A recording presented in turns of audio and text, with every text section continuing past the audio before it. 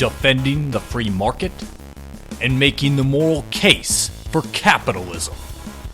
The Justin Moore Show. Hey everybody, welcome to the Justin Moore Show, where we make sense of what's going on in this crazy, insane, out of control world. And holy crap, has it been a crazy week. And I'm sure all of you guys have heard, well, geez, I hope you have, because it's been everywhere, the United Airlines story. And what's kind of funny, wasn't it last week where I was talking about on my show how when I was trying to get my fingerprints done before I started my job, because I work for United, I've been working there about a month now, and it was looking like I was going to be the one that was going to be left behind for the flight.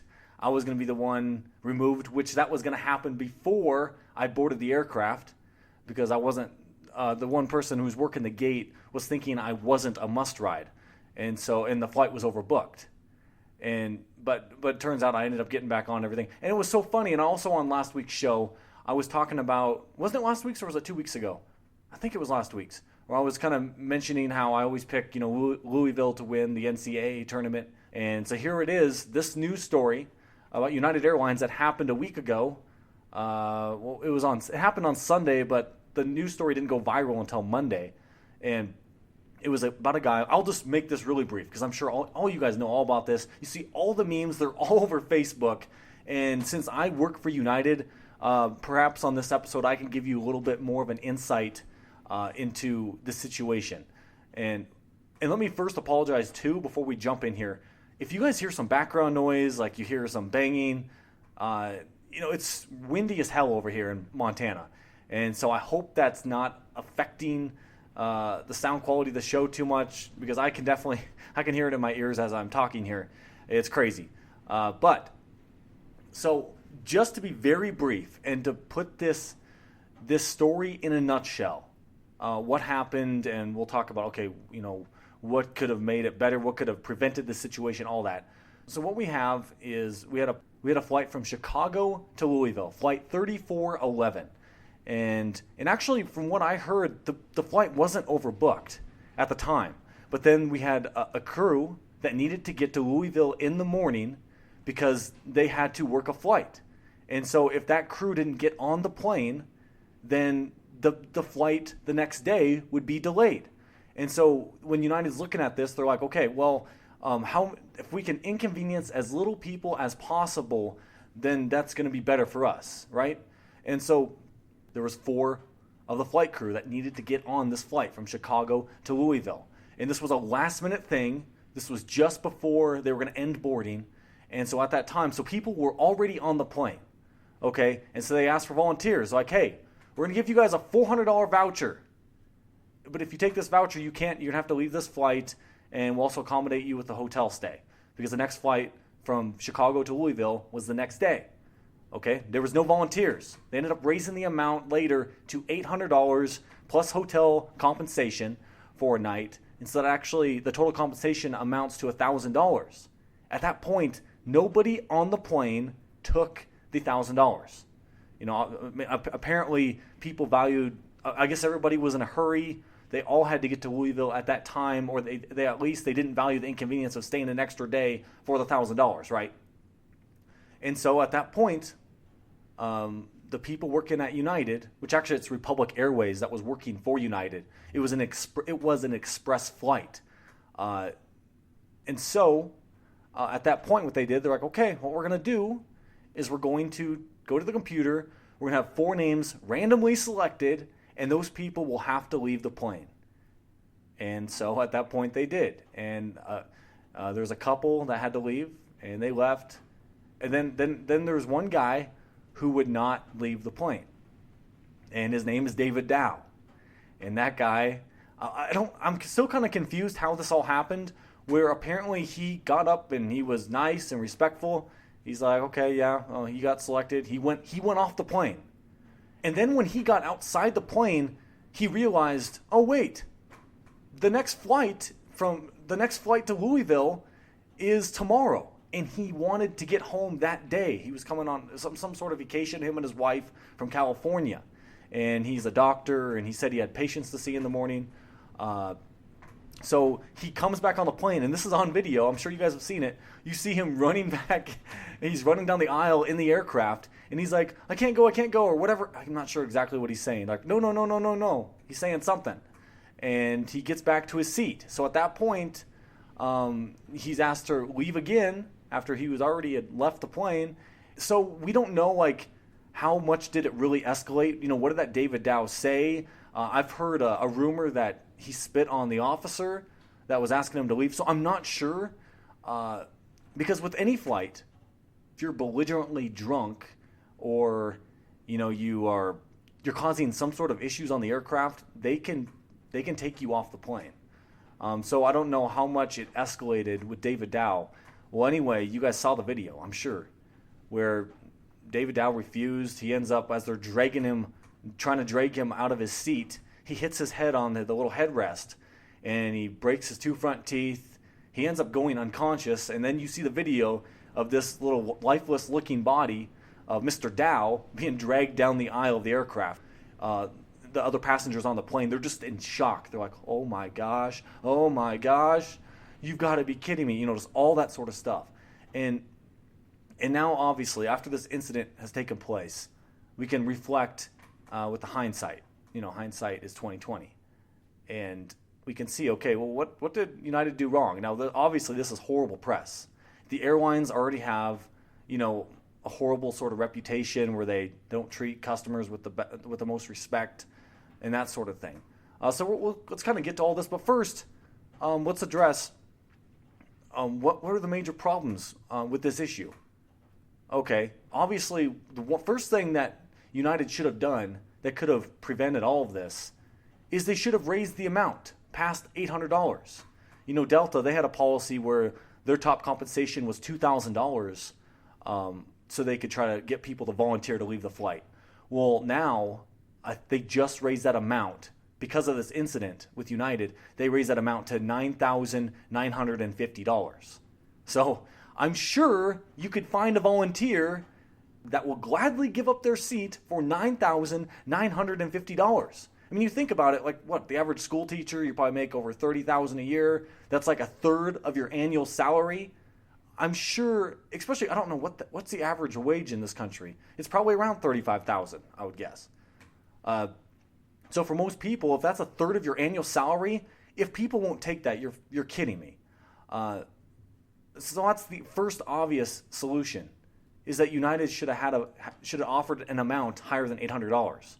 And especially there's a psychological level when you go above $1,000, right? Most people, $1,000. $1,000 sounds much greater, like $1,100, $1,200, $1,300. That sounds like a lot more just in your head compared to, say, $800.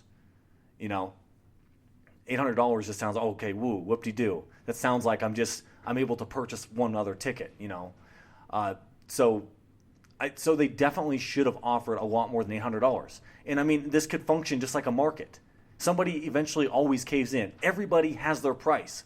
There's some people, I mean, you've seen, watching movies or whatever it is, or just in terms of corruption, everybody has their price.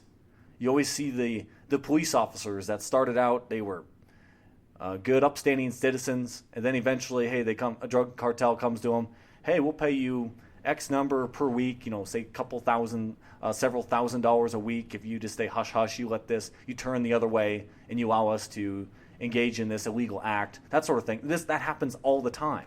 So everybody has their price. And so United, I think, obviously, hindsight, they would have gladly offered $2,000, $4,000 just to not have this sort of bad publicity. And this comes, what was it? Was it the week before? Was it 2 weeks before? You had the leggings incident. And actually, I need to kind of clear that up too. Most people, I don't think I mentioned this, what the press and what the average person knows about the leggings incident, it sounds like, oh my gosh, United, what are they doing? Not letting people wear leggings. Like, people should be able to wear what they want on a flight, right? Well, this is where everybody gets that news story confused.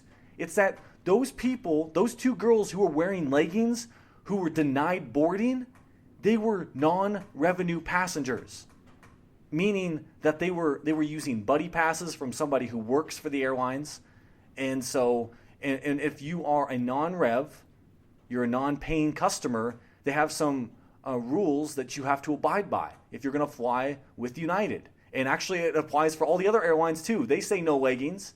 And actually, the rules used to be a lot more strict. They used to require, dresses, suits, that sort of thing. They've definitely relaxed what people can wear for being a non-rev.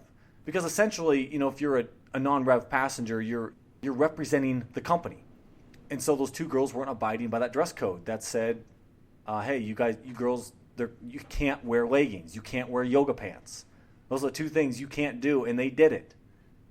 And so if you're just an average paying customer, you can wear leggings, you can wear your yoga pants on the flight. That's okay.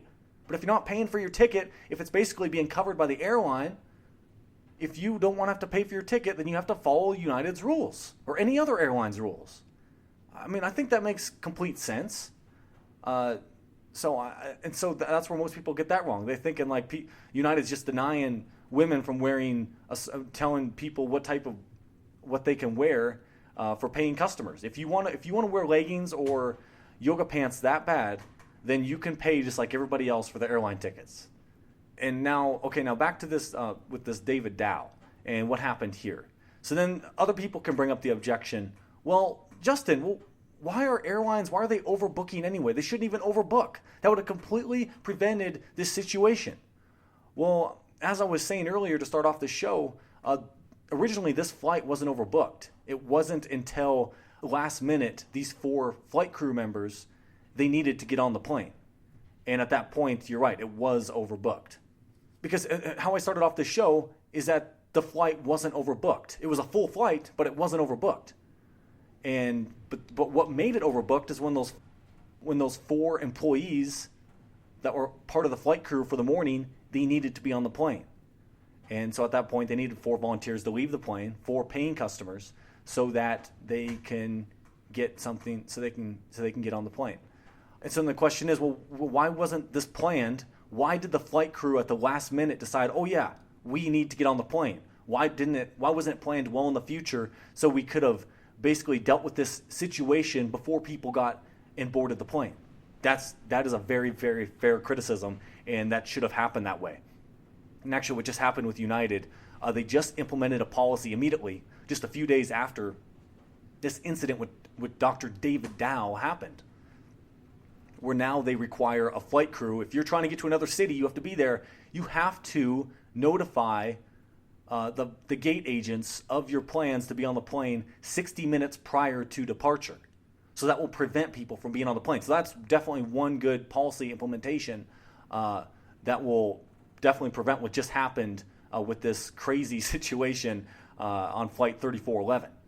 And I can't remember, when I was just talking earlier, was I telling you guys, I think I interrupted myself and I went sidetracked, but I was pointing out how the computer was, how it randomly selected 4 people to be taken off the plane.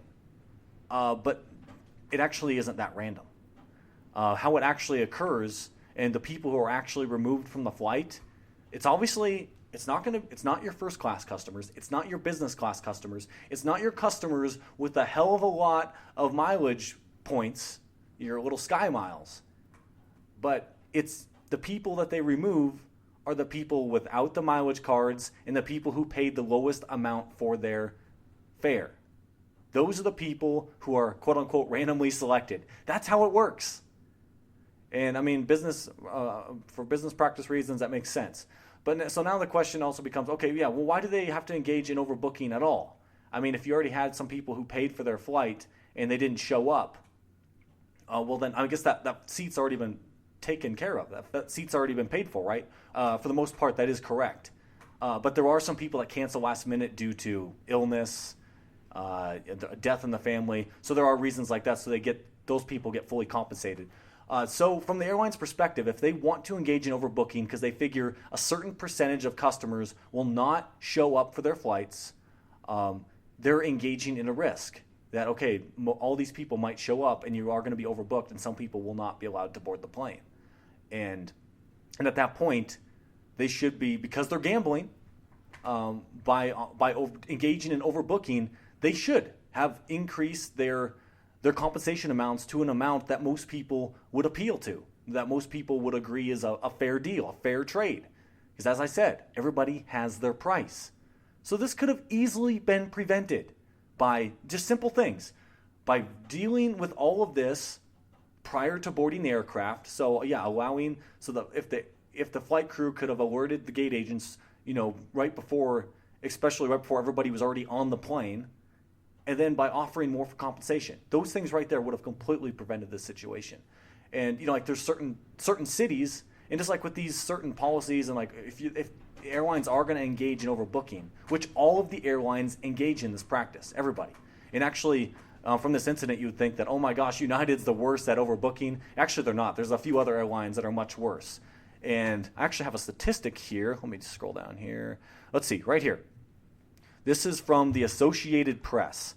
The odds of being bumped are at the lowest rate they've been in the past 26 years, AP reported, with just 1 in 16,000 passengers getting bumped. United in particular has an even lower rate, bumping 1 in every 23,000. Okay, so your odds of being bumped aren't that great. But if you're getting bumped, you should be offered a compensation that you can be pleased with, because obviously, as a business, you want your customers happy. And obviously with that flight 3411, people were not happy with the rate of $800 in compensation plus hotel stay. They should have just went higher, kept going. And that didn't happen. So the way this situation was handled, it was horribly done. There's no question about it.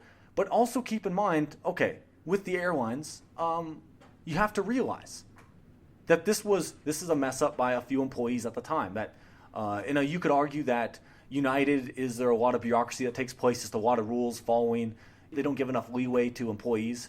Yeah, that definitely can lead to these sort of problems too. And that's something that should be looked at. People should feel empowered to make decisions, and that you don't have to follow rules by everything, because that screws up everything. That's what the government does, is engaging in just a bunch of rule following. They don't look at people as people and that sort of deal.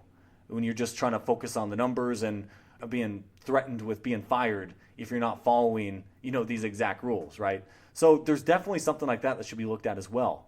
And so for me, as a United employee as of a month ago, look, I don't like the way this was handled. When the CEO, Oscar Munoz, comes out and he started off, he really just changed his tune radically from Monday to Tuesday, talking about the incident. He definitely could have handled it more appropriately. I watched his interview on Good Morning America, where when he was asked one of the questions like, well, do you think this David Dow is to blame for what happened? And it's like he paused for several seconds before responding. And it's like, come on, man. You should have an answer to this question. You should have, I'm sure you've gone through exactly what you're going to say into most common questions are going to be asked. So I don't know why there was such a pause there. And I guess, yeah, you have to be careful with your words. So I don't know. The way this was obviously handled was just horrible. The press has been horrible. The PR from this, man, holy crap. It's just a week of hell for United. And while United's going through all this, it was like, what was it? The next day or two on a United flight, somehow a scorpion fell from the overhead bin compartment and it stung a passenger. I mean, so what the hell's going on? How did a scorpion get on the plane? Yeah, there's the movie, snakes on a plane. Well, now we have scorpions on a plane. How did this happen? Was there a scorpion that got on someone's bag? So does that mean that the scorpion somehow got through TSA? Do you feel safe now? I mean, oh my gosh. So, there's so many things to look at with this situation. There is a lot of criticism that can go around with this event and how it was handled. But also keep in mind, besides like the banking industry and the healthcare industry, the airline industry is probably right up there with some of the most regulated industries out there, especially since 9/11. So you have to take this into account too. So what happens when all you do is you implement one regulation after another? You have the FAA watching over everything you do. Well, what happens is it increases the barrier to entry. And in the United States, the top 4 largest airlines, they represent 80% of air travel. Okay, so you have an oligopoly because of government regulations. And I can tell you guys, since I work on the ramp now, I'm, directing planes in, hauling and dealing with luggage, all this sort of stuff, handling pets.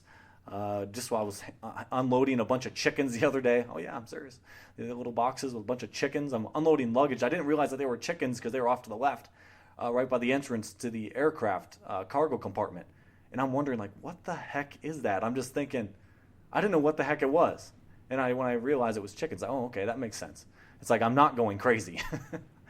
So anyway, it does. It's a lot of government regulations that has led to this oligopoly in the airline industry and this bureaucracy that's not just, that's with all of the airlines. You go compare the airlines here in the United States to Europe, which everybody starts praising all the airlines in Europe, but the airlines in Europe are not overregulated as much as here in the United States. There's actually an airline over in Europe called Ryan Airlines, where if people want a really cheap fare, they actually don't have a seat, they have to stand.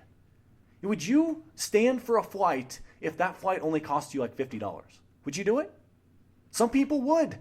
Why don't we have a Ryan Airlines here in the United States? Because of government regulations. Oh, people will get injured when you're going through turbulence. You got to have people seated. All seatbelts must be fastened until it comes off. All these little things that the airlines do, all the things that the stewardess do, that's all government regulations. And when I'm working on the ramp, every little thing I do is regulated. The FAA will fine United, the company I work with, for any violation that we do. Okay, for example, if I'm using improper hand signals to direct a plane in, airline will be fined.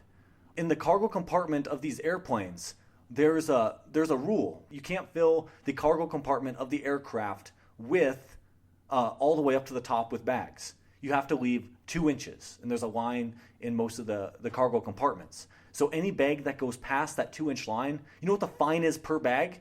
It's $27,500 per bag that's up above the 2-inch marker. It's just one thing after another. Okay, let me give you guys another example. Okay, like in a lot of these planes that I'm loading up, there's the 2 separate cargo compartments, 2 cargo compartment doors to the plane, right? And in each cargo compartment, there's 3 little areas: the pit 1, pit 2, pit 3, 4, 5, 6. And so we'll get so like when we know like how many bags we have to load in the plane, like say 80 bags, they could say, okay, we want 50 bags in pit 3. And we want the city bags, the remaining ones, we'll say, in compartment 6. We'll say if you start putting some bags in the other compartments and you don't follow exactly by how you're supposed to load the bags, because guess what? You're fined for every bag that's not in the right compartment, $27,500. It's crazy how overregulated the airlines are. And so that, in part, is what reflects in the culture. It's just that you're following a bunch of rules. Same thing applies for healthcare. Why does healthcare feel so much less personal? Because of government regulation. You're dealing with insurance. You're not worrying about the cost of anything. You're not shopping around. That's the unintended consequences of government interference. Like, hey, you guys know this. I'm a free market guy. Get rid of these regulations and allow more competition for more airlines. Then the best competitors will rise to the top. Isn't it in United's interest, or any airline out there, that they want to treat their customers with respect, that they don't want to upset their passengers? Yeah, absolutely. So if we had more competition and we had less regulations, guess what? That would happen. And actually, I should say this here too. This is just coming to mind.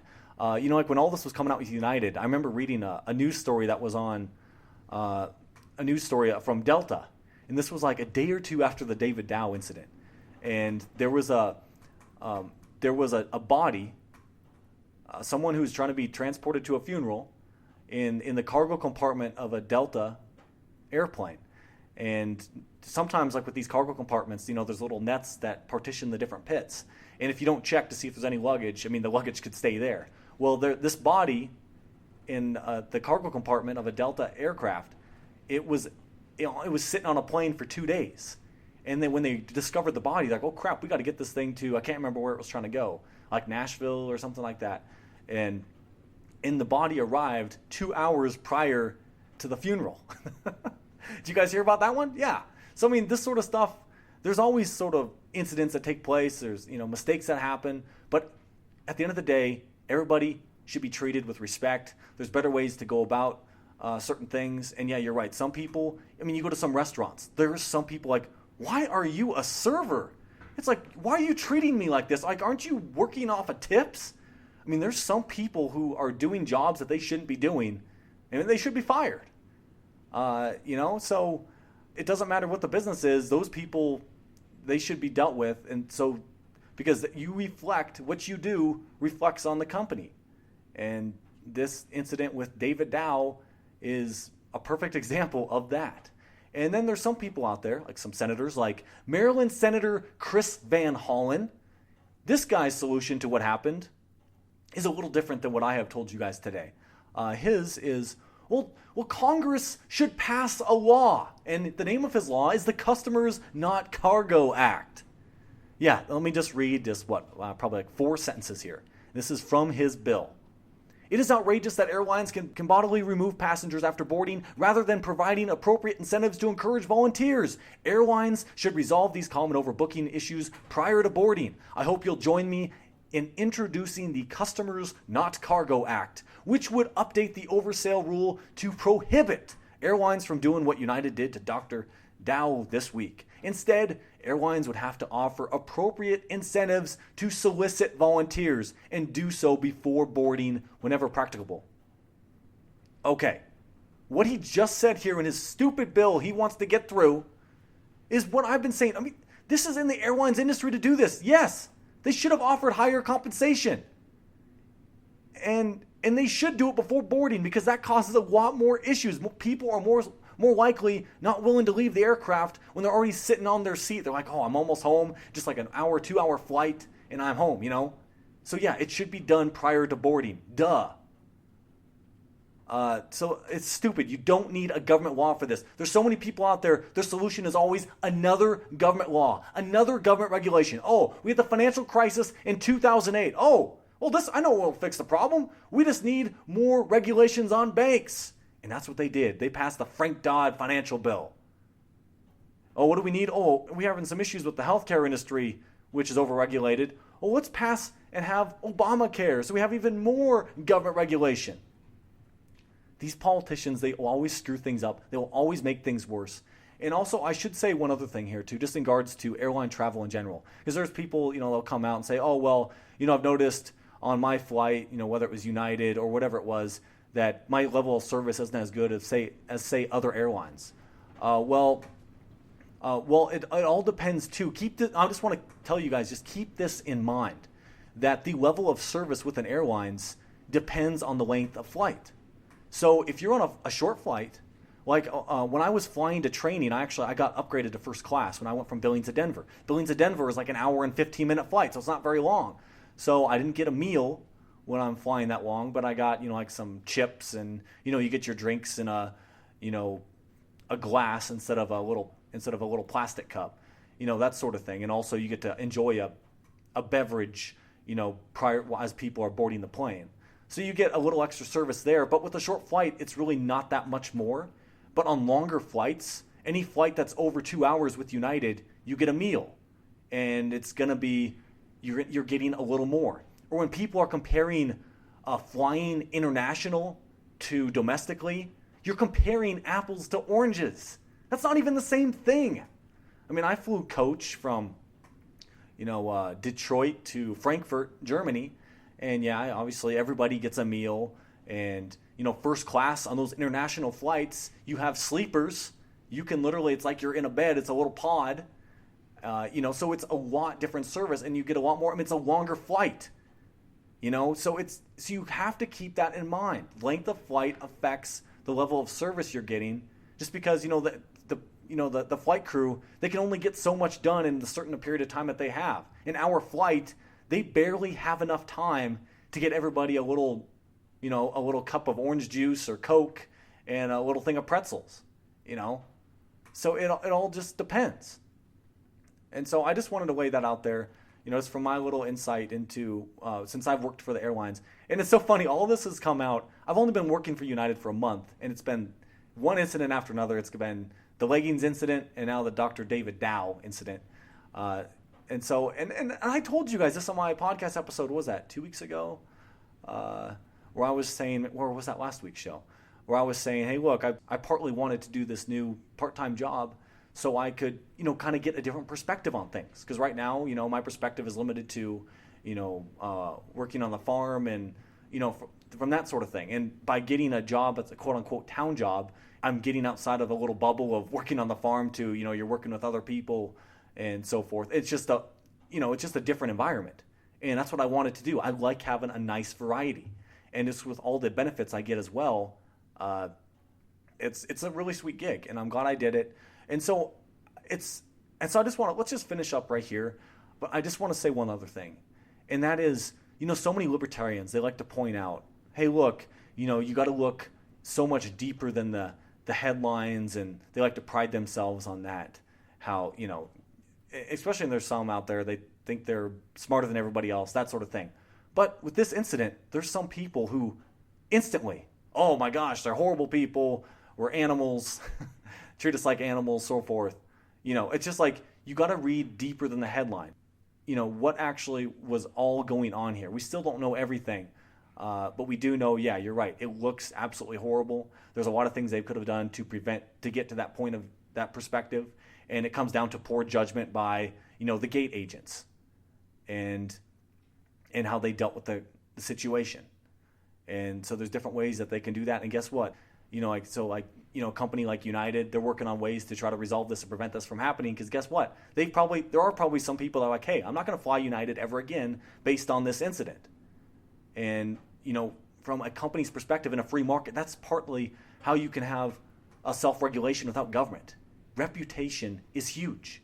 So if an airline industry wants to completely destroy its reputation and just treat people like garbage, then people won't fly it. However, in a free market, no, there could be some. Yeah, our customer service isn't the greatest, but we have cheap flights. Just like with Allegiant Air, they have really cheap flights, say to Vegas. However, their planes are not very reliable. When I was at the airport just this last week, I was hearing, because I actually worked my first night shift, and I heard over the intercom that in Allegiant flight, they were being delayed because of mechanical issues. So there's a higher percentage of mechanical issues and delays with those discount airlines. So you get what you pay for, and it just, it all just depends. What do you value the most on a flight? Obviously, yeah, you want to be treated like a human being, but there is, I can't remember this. I'm really going to stop talking here very soon. But there's some restaurant where they purposely, it's kind of like a male version of Hooters. I think they're all dressed as sailors or something like that. I've never been to it. I've just heard about it. And like where they insult you. So it's just kind of their reputation. It's what they do. So, I mean, some people, maybe they like that. And if you don't like being insulted, then you probably, or they like to break glasses and so forth. They do it all on purpose.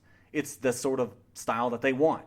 So yeah, if you want a cheaper airline, or like people who go to Costco or shop at Sam's Club, you don't get the customer service you get at some high-end retailers. For me, I'm not going to ask people any questions. I go in there, I know what I want, I get out. So you shouldn't be basing your standard of what you expect on a business on every single business. They all have different business models, and certain business models, because there's a lot of costs associated with customer service to a certain respect, and it's, so it all is reflected in the price. So there's so much to take into account with all these things that I think people are, they're not looking at that. And now, please don't get me wrong, I'm not an apologist. I'm not going to beat a dead horse there. This issue with United has been beat to hell, and I certainly think United has I've had a great experience flying United, and I flew United before I got the job at United. When I went and I bought my new truck in Boise, I flew United. I had no complaints at all. I got there on time, and it was great. So it just depends. I mean, there's some people who can't say that. Some people have had a horrible experience. But for the company, if everybody thought like that, then they're not going to be around much longer, are they? So there you go. So anyway, guys, that's all I have for you today. A little long-winded here. No pun intended. Actually, no, pun was intended. Is that seriously, the winds are probably like 40 miles an hour here. So it's crazy. It's like a little mini hurricane. So guys, that's all I have for you today. If you can help support me out here at the Justin Moore Show, I would greatly appreciate it. Just go to my website, go to justinmooreshow.com. Moore is spelled M-O-H-R. If you buy your Amazon goods through the link on the website, I get a small commission back. It costs you nothing extra. I'm going to be working on putting together that bonus episode for those of you who plan on going to Freedom Fest to update you on a good place where you can save a lot of money on hotels. And it's a good location to the Paris Hotel. Also, join Tom Wood's Liberty Classroom. You join there, I send you my bonus episodes for a limited time. So guys, please do that. Tom Woods has a lot of great classes out there. You want to learn a lot more about history and economics? Dang, that's what you need right there. And I would really appreciate you guys doing that. So I will be back here next week, and I'm looking forward to it. This is Justin Moore, signing off.